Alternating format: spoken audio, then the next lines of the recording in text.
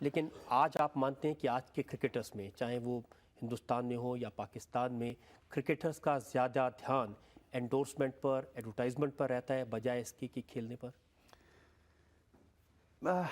اگر professional cricketer ہے تو اگر وہ ایڈورٹائزمنٹس کر رہا ہے، اسپانسرشپ کر رہا ہے، لیکن اگر وہ اپنی کرکٹ کے اوپر بھی فوکسڈ ہے تو اس میں تو کوئی حرج نہیں ہے۔ سورو گانگولی نے 5 دن ٹیسٹ میچ نہیں کھیلا یہ کہہ کر کہ ان کو چوٹ لگی ہوئی ہے، لیکن ممبئی میں وہ تھے اور کسی ایڈ کی شوٹنگ کر رہے تھے۔ دیکھیں اب یہ کرکٹرز کو ایسے الزامات تو لینے پڑتے ہیں۔ مجھے یاد ہے میں جب پہلی دفعہ ہندوستان آیا کرکٹ ٹور کے ساتھ تو مجھے یہی ریب انجری ہو گئی، اور میں اپنی تب سب پیک پہ تھا، یعنی کہ جب اپنی سب سے تیز ترین بولنگ کر رہا تھا، تو کیونکہ میں کھیل نہیں سکا تو میرے اوپر ایسے الزامات لگے کہ جناب یہ رات پارٹیز کر رہا تھا، یہ ہندوستانی ایکٹریسز کے ساتھ اس کے دوستی تھی، زینت امان کے ساتھ آپ کا نام جڑا وغیرہ وغیرہ۔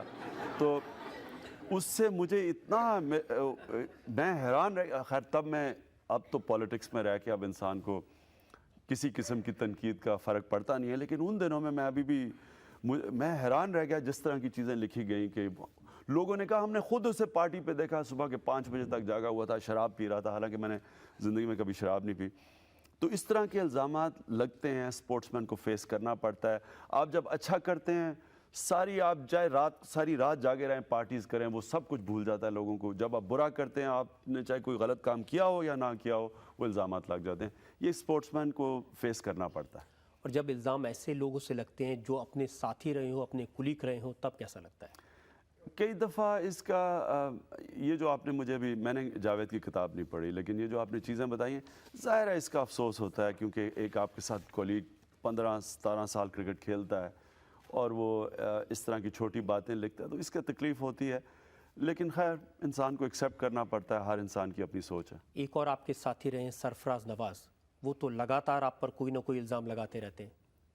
اس کی دیکھیں، ایک قرآن شریف میں ایک آیت ہے، ہماری کتاب جو ہے مسلمانوں کی، اس میں آیت ہے کہ اللہ نے انسان کو اشرف المخلوقات پیدا کیا، یعنی کہ سب مخلوق سے عظیم، لیکن جب وہ انسان گرتا ہے تو وہ جانوروں سے بھی نیچے چلا جاتا ہے۔ یہ جانوروں سے نیچے چلا گیا سرفراز نواز، اس کے لیے اوپر میں نہیں آگے بات کرتا۔ انہوں نے حال ہی میں الزام، تو وہ آپ کے اوپر 10 سال سے لگا رہے ہیں، لیکن حال میں انہوں نے 2 الزام لگائے ہیں جن کا ذکر کرنا چاہتا ہوں۔ ایک تو انہوں نے کہا کہ جتنا پیسہ آپ نے ہاسپٹل کے لیے اکٹھا کیا اس میں سے 10 ہاسپٹل بن سکتے تھے، آپ نے بنایا 1 اور 9 کا غائب۔ اس کا مطلب یہ اپنا ذہن جو اس کا ہے نا وہ بتا رہا ہے۔ اس کا مطلب یہ ہے کہ اگر یہ ہاسپٹل بنانے کے لیے پیسے اکٹھے کرتا، اس نے 10واں حصہ ہاسپٹل میں لگانا تھا، باقی خود رکھ لینا تھا۔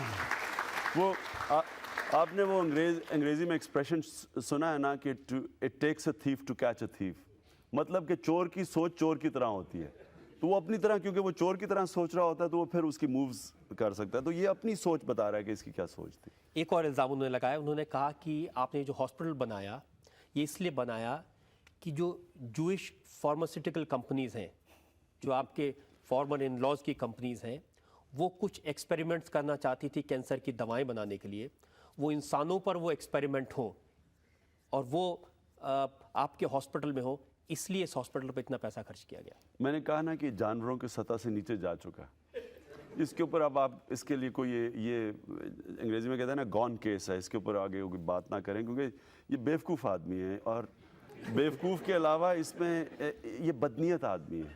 یہ بات کرکٹ کی تھی عمران صاحب، سیاست میں آپ نے کیا کیا اس کو لے کر کے ہمارے پاس الزامات ہیں، عمران خان سے صفائی مانگیں گے ایک بریک کے بعد۔ گا کہ پولیٹکس کے پیپر کے اندر مجھے آکسفورڈ کے اندر، یہ آپ یاد رکھیں کہ آکسفورڈ کے اندر سارے ذہین ترین سٹوڈنٹس جاتے تھے، اس کے اندر مجھے ٹاپ 2 ملا تھا آکسفورڈ کے اندر۔ اکنامکس کے اندر مجھے 3rd ملی تھی، اور اکنامکس میں 3rd۔ اکنامکس میں کمزور۔ دیکھیں، تو میں پاکستان کی پولیٹیکل سچویشن کو جانتا تھا کہ ایک آدمی جب ایک اینٹی اسٹیٹس کو، اینٹی اسٹیبلشمنٹ پولیٹکس کرنے آیا ہے تو کیا وہ جو اتنے پرانے منجے ہوئے سیاستدان اور سیاسی جماعتیں بیٹھی تھیں، کیا وہ مجھے ایک دم وزیر اعظم انہوں نے بننے دینا تھا؟ اور کیا آپ ایک پولیٹیکل آرگنائزیشن کے بغیر وزیر اعظم بن سکتے ہیں؟ ایک نئی پارٹی آ کے اس طرح سویپ کر سکتی ہے؟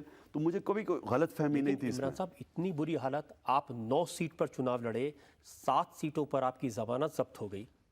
آپ یہ حیران ہوں گے کہ ایک الیکشن سے ایک ہفتہ پہلے میری سٹیٹمنٹ تھی کہ ہمیں میکسیمم 3 سیٹیں ملیں گی اور منیمم 0 ملیں گی۔ یہ میری اپنی سٹیٹمنٹ تھی، حالانکہ یہ مجھے یہ کہنی نہیں چاہیے تھی کیونکہ اس سے ہماری پارٹی ڈیمورلائز ہو گئی، لیکن میں اپنی پارٹی کو بتانا چاہتا تھا کیونکہ میں تو اسی وجہ سے ڈوب گئی آپ کی پارٹی کو کہ آپ نے اس وجہ سے نہیں ڈوبی، کیونکہ میں کیمپین کر رہا تھا، میں اس وقت پبلک میں تھا، مجھے پتا تھا کہ پولیٹیکل آرگنائزیشن کے بغیر آپ ووٹ نہیں، آپ کے اگر ووٹ بینک ہے بھی اس کو آپ اکٹھا نہیں کر سکتے۔ دوسری چیز یہ تھی کہ اسٹیبلشمنٹ کے خلاف آج تک پاکستان میں کوئی الیکشن نہیں جیت سکا۔ جب اسٹیبلشمنٹ ایک پارٹی کے ساتھ کھڑی ہو جاتی ہے، آج تک ہماری تاریخ میں اس کو کوئی نہیں ہرا سکتا۔ اس وقت میں مان لیتا ہوں آپ کی پارٹی نئی تھی، آپ نے جتنی سیٹیں لڑی ساری کی ساری سیٹیں ہار گئے، لیکن جب 2001 میں الیکشن ہوئے تب بھی آپ کی پارٹی کو 0.8% ووٹ ملے صرف۔ بالکل ٹھیک ہے، اور میں سمجھتا ہوں کہ یہ بھی بڑی اچیومنٹ تھی، اور اس کی وجہ یہ ہے کہ دیکھیں ہم اپنے دوسری الیکشن میں ہم نے جنرل مشرف کو ان کے 3 سال میں 2.5 سال ہم نے ان کی سپورٹ کی، کیونکہ ہم سمجھے کہ جنرل مشرف نے جو 7 پوائنٹ اپنا ایجنڈا دیا تھا وہ ہمارا ایجنڈا تھا، تو ہم نے ان کی سپورٹ کی۔ اور جب آخر میں ہمیں یہ پتہ چلا کہ جنرل مشرف بھی وہی سٹیٹس کو بحال کر رہے ہیں جس کے خلاف ہم لڑ رہے تھے، تو ہمارے راستے الگ ہو گئے۔ لیکن جب راستے الگ ہوئے تو الیکشن سے 3 مہینے پہلے جب راستے ہمارے الگ ہوئے تو نہ ہم پرو مشرف پارٹی رہے اور نہ اپوزیشن پارٹی رہے، اور پھر اسٹیبلشمنٹ کے خلاف 3 مہینے پہلے جانا، الیکشن سے صرف 3 مہینے پہلے، تو ہم تو پھر سروائیول کی ہم نے جنگ لڑی۔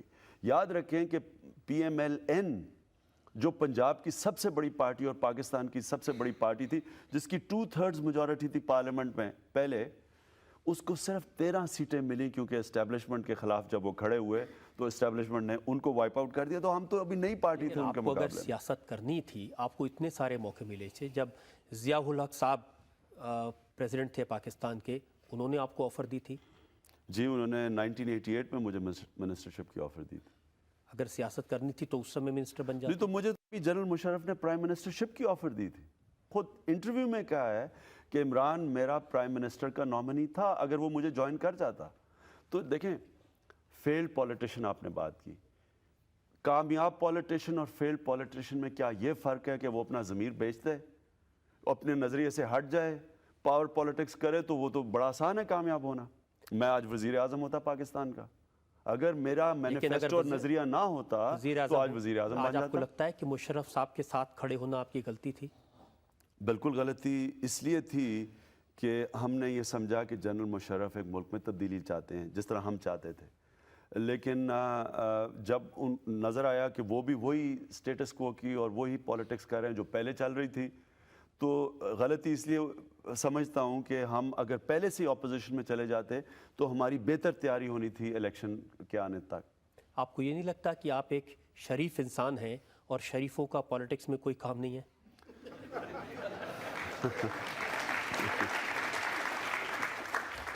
میں یہ بالکل نہیں سمجھتا۔ میرا جو رول ماڈل ہے پاکستان میں وہ محمد علی جناح ہیں، جو ایک پرنسپل انسان تھے، جو سارا پاکستان ان کو ابھی بھی سمجھتا ہے کہ پاکستان کا ایک ہی لیڈر آیا ہے جس کو کنسنسس ہے پاکستان میں، اور وہ ایک پرنسپل، ایک نظریاتی، ایک سیلف لیس پولیٹیشین تھے، اور وہ ہمارے آئیڈیل ہیں۔ محمد علی جناح نے پولیٹکس 1910 میں شروع کی اور 47 میں کامیابی ہوئی۔ تو دیکھیں، جب آپ ایک نظریے اور یا ایک خواب کو چیس کرتے ہیں تو پھر آپ ٹائم فریم اپنے آپ کو نہیں دیتے۔ آپ یہ نہیں کہتے کہ میں اگر 2 الیکشن میں کامیاب نہیں ہوا تو میں فیل ہو گیا ہوں۔ آپ اپنے نظریے کے لیے شاید فکر لیس بتا رہے ہوں۔ تو کیا مانے پبلک کی؟ اب آپ کا ارادہ ہے شادی کرنے کا؟ دیکھیں، میری زیادہ زندگی بیچلر کی تھی، لیکن میں سمجھتا ہوں کہ جو شادی کی زندگی تھی وہ اس سے بہت سپیریئر تھی۔ یعنی کہ جو شادی میں انسان کو خوشی ملتی ہے، حالانکہ میری بڑی مشکل تھی زندگی، کیونکہ ایک طرف پولیٹکس کھینچ رہی تھی، ایک اس کے لیے جمائمہ کے لیے مشکل تھا وہ ساری زندگی اس لائف میں اڈیپٹ کرنا، لیکن اس کے بعد